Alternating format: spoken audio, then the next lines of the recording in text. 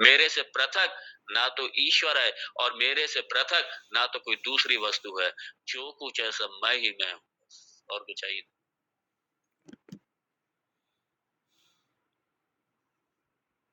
एक संत थे, मुझे याद आ गया, कहते थे, मैं बहुत छोटा था, उनका मैंने सत्संग किया था। वो कहते थे, इधर भी देख उधर भी देख, यहाँ भी देख वहां भी देख, नीचे भी देख ऊपर भी देख, आगे भी देख पीछे भी देख, दाएं भी देख बाएं भी देख, और देखत देखत ऐसा देख, आए?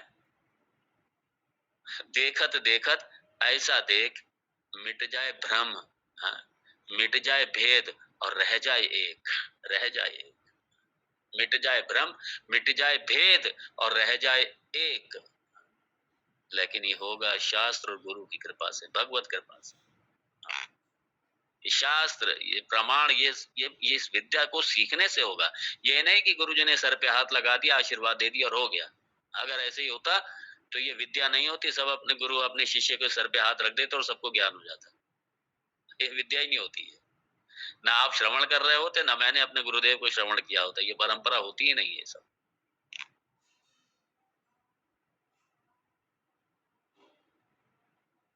इसलिए विभुत्व, मैं सर्वव्यापी, मैं सूक्ष्म शरीर स्थूल शरीर कारण शरीर सबका अधिष्ठान, स्थूल प्रपंच कारण प्रपंच सूक्ष्म प्रपंच सबका अधिष्ठान होने से, व्यष्टि समष्टि सभी का अधिष्ठान होने से मैं सर्वत्र सभी कुछ मैं हूं। मतलब सभी का अधिष्ठान मैं हूं, सब मेरे पर अधिष्ठित हैं, लेकिन मैं किसी पर भी किसी पर आश्रित नहीं हूं। सबका आश्रय मैं हूं, सारे जगत का आश्रय मैं हूं, लेकिन मैं किसी का, मैं किसी पर आश्रित नहीं हूं। मैं स्वयं प्रकाश हूं, मैं स्वतः सिद्ध हूं। सब परता सिद्ध हैं, मैं स्वतः सिद्ध हूं, मैं स्वयं प्रकाश हूं। बहुत सुंदर है। अब सर्वेंद्रियाणाम, ये बड़ा इंपॉर्टेंट है। विभुत्वाच सर्वत्र सर्वेंद्रियाणाम। अभी सर्वेंद्रियाणाम, क्योंकि सारी इंद्रियों का, ज्ञानेन्द्रियों का, कर्मेंद्रियों का, सारी इंद्रियों का, यहाँ ज्ञानेन्द्रिय सर्वेंद्रियाणाम, सारी ज्ञानेन्द्रियों का मतलब क्या? सारी ज्ञानेन्द्रियों के विषयों का। यहाँ विषयेषु, क्योंकि अगर विषयेषु भगवान लिखते हैं मीटर बिगड़ जाता। तो सर्वेंद्रियाणाम विषयेषु, सारे मतलब क्या? अहम अस्मि, सर्वेंद्रियाणाम विषयेषु अहम अस्मि, अहम सर्वेंद्रियाणाम अस्मि। इस तरीके से लिखिए, मतलब सारी इंद्रियों में भी मैं ही हूँ, सारे इंद्रियों का विषय, सबके विषय में भी मैं ही हूँ, सबके विषय मैं ही हूँ। और ये सारा जो जगत प्रपंच है, ये प्रपंच क्यों? ये पंच इन्हीं ज्ञानेंद्रियों का विषय सारा जगत। और हर इंद्रियों के, आप ये देखिए, हे भगवान, कल्पना तो करो जरा, हमारी एक एक इंद्रिय के कितने विषय हैं? आप सोच सकते हैं क्या? गिनती कर सकते हैं क्या? ये सारे जितने रूप हैं, ये जितने आकार, जितना रंग, ये मेरी नेत्रों का विषय सारा। एकमात्र मेरे एक नेत्र, और सारे नेत्र में सारा ये जितने रूप रंग आकार सब नेत्रों में आ गए, सब नेत्रों ने कवर कर लिया, सब सारे का सारा, सारे का सारा कवर कर लिया नेत्रों। और आप स्मेल को देखिए, घ्राण इंद्री जरा देखिए आप, कितने तरीके की खुशबू है, कोई गिनती है क्या? कितने तरीके की बदबू है, कितने तरीके की खुशबू है, कोई गिनती है क्या? कोई गिन सकते हैं आप क्या? ये सारा इतना बड़ा,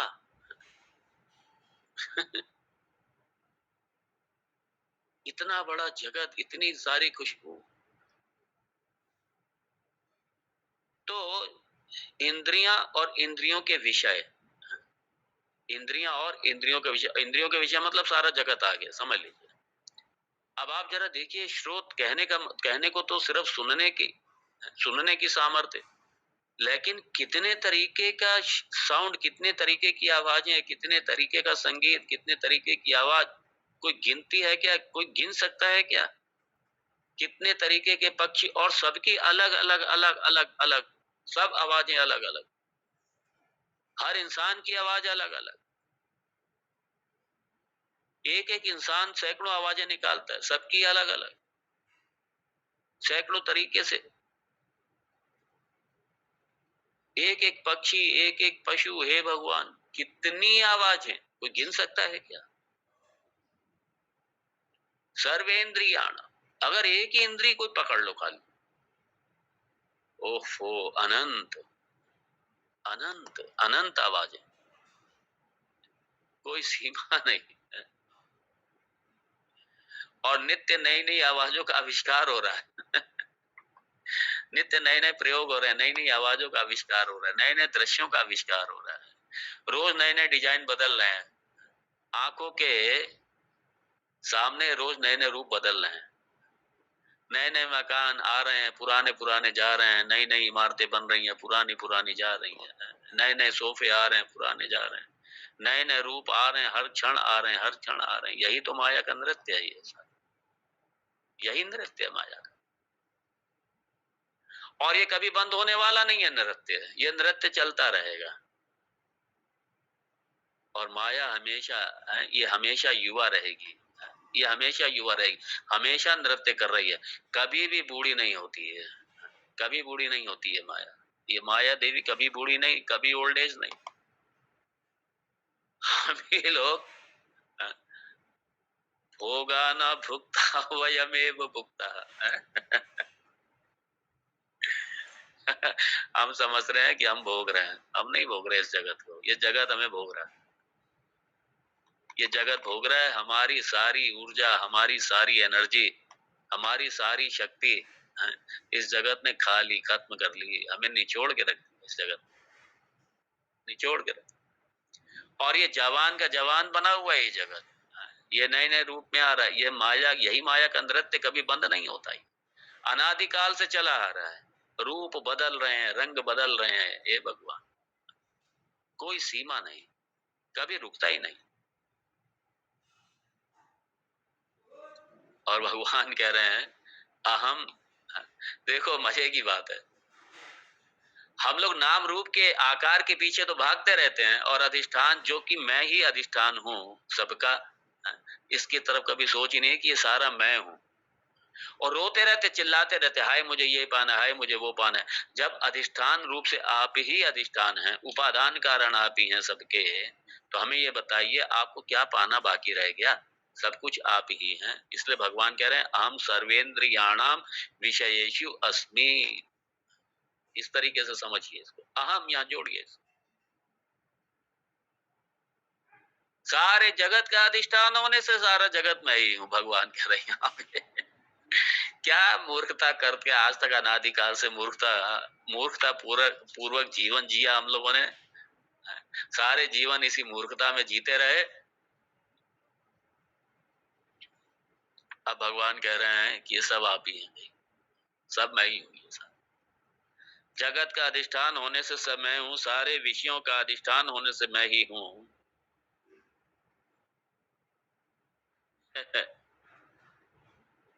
अब आप जरा स्किन पे आइए, त्वगिंद्रिय, त्वगिंद्रिय स्पर्श, ये सिर्फ आपके हाथ, ये उंगलियां आपकी, ये हाथ उंगलियां, ये देखने में छोटा सा हाथ है, लेकिन जरा इसका ज्ञान देखिए, जरा इसका तो इंद्रिय का जरा ज्ञान देखिए। जैसे स्पर्श में कोमल स्पर्श को ले लीजिए तो हजारों तरीके का तो कोमल स्पर्श है, सबका स्पर्श अलग अलग है, हाथ छुएगा, सोफे को छुएगा, कुर्सी को छुएगा, लोहे को छुएगा, दरवाजे को छुएगा, दूसरे इंसान को छुएगा, सबको छुएगा और सबका स्पर्श का उसको बिल्कुल अनुभव ही अलग-अलग होगा, सबका स्पर्श अलग-अलग।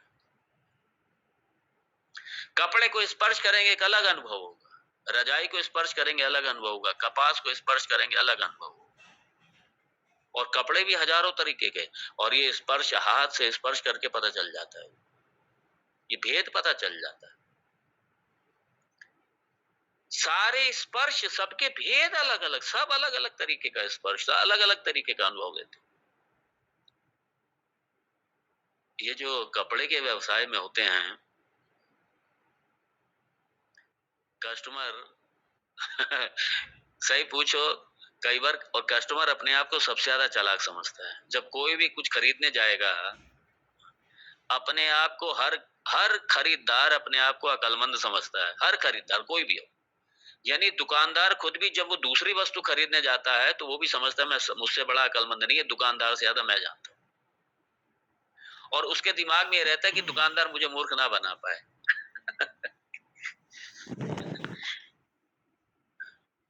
सब ये जानते हैं कि मैं अक्लमंद हूँ, मैं बहुत अक्लमंद हूँ।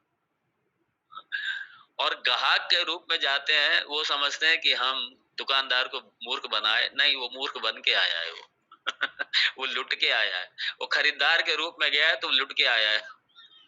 मूर्ख बन के आया है वो। मूर्ख बना के नहीं आया, मूर्ख बन के आया। ग्राहक रीझे और गधा खरीदे। ग्राहक को पसंद आना चाहिए बस। जहाँ उसका विनिमय होता है ना, ट्रांजैक्शन होता है जहाँ पे, तो जहाँ उसके धन का और जो वस्तु खरीदता है, जब उसमें लगता है हाँ, ये इस धन के लायक ठीक है, ये इसी धन के लायक ठीक, वो धन दे देता है। लेकिन उसे नहीं ये पता है कि वो ठग के आया है, वो जो उसने धन दिया उसने कई गुना ज्यादा धन दे दिया उसको, उसे पता ही नहीं होता। स्पर्श पे बात थी, कपड़े वाले का है। कपड़े वाला वो देखेगा कपड़ा, जो ग्राहक है वो रंग देख रहा है, डिजाइन देख रहा है, ये सब देख रहा है। उसे ना रंग से मतलब है ना डिजाइन से मतलब है। इसलिए जब दुकानदार है जो फैक्ट्री से वो खरीदेगा या जो दुकानदार सेल करेगा, वो एक ही तरीके का कपड़ा, एक ही क्वालिटी का कपड़ा अलग-अलग डिजाइन में बना होगा। वो 20 तरीके के डिजाइन बना होगा और उसका रेट एक ही होगा दुकानदार की निगाह में। लेकिन उसी को वो 20 रेट अलग-अलग बता देगा। ये ₹200 मीटर, ये ₹500 मीटर, ये ₹100 मीटर, ये ₹400 मीटर, ये ₹1000 मीटर। सेम कपड़ा पर डिजाइन अलग-अलग होगा। रंग अलग-अलग होगा, हाँ, आकर्षण अलग-अलग होगा उन कपड़ों का। और वो भी साइकोलॉजी समझता है। वो जो तो ग्राहक को जो डिजाइन जो सबसे पसंद आएगा उसी को वो रेट ज़्यादा बता देगा। दूसरे के कम बताएगा। एनीवे, तो वो सिर्फ स्पर्श त्वक इंद्रिय से पता लगा लेता है। वो कपड़ा क्या है, कपड़े की क्या क्वालिटी है, वो सिर्फ हाथ देख के पता लगा लेता है। त्वक इंद्रिय कोई सीमा है? स्पर्श की कोई सीमा है? हर स्पर्श अलग-अलग, सब हर स्पर्श का अनुभव अलग-अलग है। ये बड़े मजे की बात है। और गिन सकता है क्या कोई? नहीं गिन सकते। जहाँ-जहाँ आप स्पर्श करेंगे, हर स्पर्श में है छोटा-सा, है उँगलियाँ, यही 5 उँगलियाँ, सबके स्पर्श की अनुभूति, सबके स्पर्श अलग-अलग होगा, सबका स्पर्श। और हाथ पता लगा लेगा। आप आँखें बंद कर ली, आँखों से स्पर्श का आप पता नहीं लगा सकते हैं। तो अब इंद्रियों से स्पर्श का पता लगाएँगे, कोमल है, हार्ड है। ये कैसा है, कैसा नहीं, ये आपकी त्वगिंद्रिय से पता चलेगा।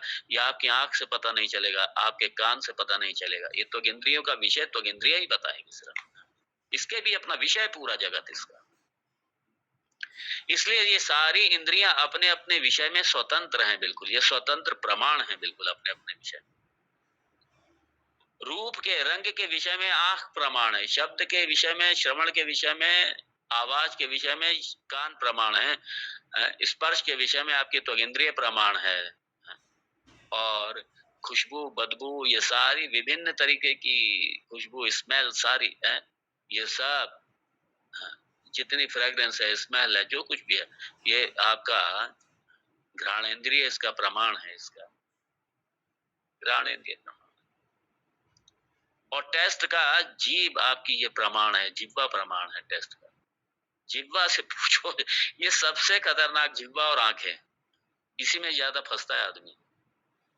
और आदमी जब खाली बैठा होगा तो चिंतन करेगा, या तो स्वाद का या रूप का चिंतन करेगा। साउंड का चिंतन उसके दिल में कम आएगा, स्पर्श का भी कम आएगा। या तो स्वाद का आएगा, स्मृति स्मृति जब खाली बैठेंगे, स्मृति जब बाहर निकल के आएगी स्वाद की, तो बस उसका स्वाद निकल के आएगा।